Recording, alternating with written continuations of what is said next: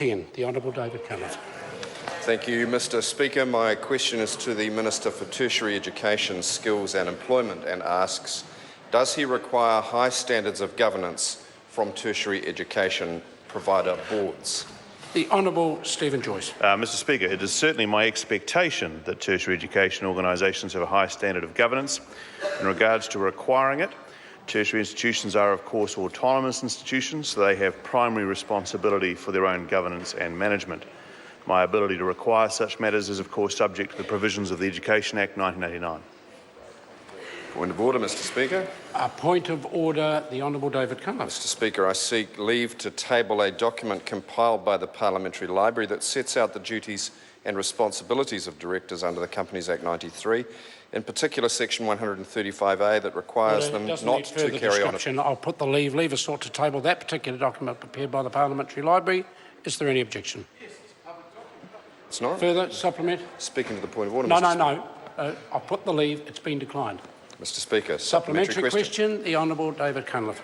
Mr Speaker, to the Minister, does he believe that the Board of Tertiary has complied with its obligations under the Companies Act 1993 when Deloitte found serious and systematic breaches such as 67 tutors being enrolled as students, multiple courses being undercharged and overtaught, undertaught and overcharged, and inflated attendance numbers, while its board chair... Order. Questions need to be concise.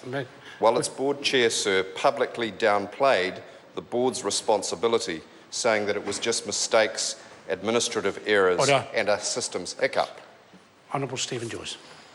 Well, Mr Speaker, in regards to those matters which are canvassed in a report commissioned by the Tertiary Education Commission, it is my responsibility to ensure through the TEC that organisations meet their responsibilities. They haven't in this case, and funding is being repaid.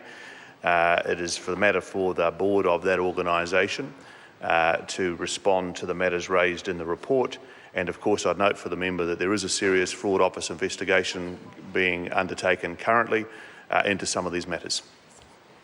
Speaker, supplementary question. The Honourable David Cunliffe. Mr Speaker, can he confirm that Mrs Mavis Mullins was a ministerial appointee to the board of Tertiary in 2012 and that her elevation to the role of chair was confirmed by ministers this year? And can he now express his confidence in her as chair of that organisation, given that she is... Order. These questions are two. That was two questions and it's going on. The Minister can answer either of those two questions. I can definitely confirm that Mavis Mullins is the current chair of the organisation. I think that was one part of the question. Further supplementary? Supplementary question. Order, Mr Speaker. Point of order. Mr Speaker, the question was, can he confirm that she was a ministerial appointee, not whether she was the chair? Difficulty with the situation is the question went on and on and on. The ministers attempted to answer it. I advise members to keep their supplementaries concise and then I can assist them. Further supplementary? Mr Speaker, supplementary question. Supplementary question, the Honourable David Cunliffe. To the Minister, why did he say that he was surprised and disappointed at the level of issues at Tertiary laid out by Deloitte? Is it because he has lost control of his portfolio and has no idea what is going on in that organisation or across the sector?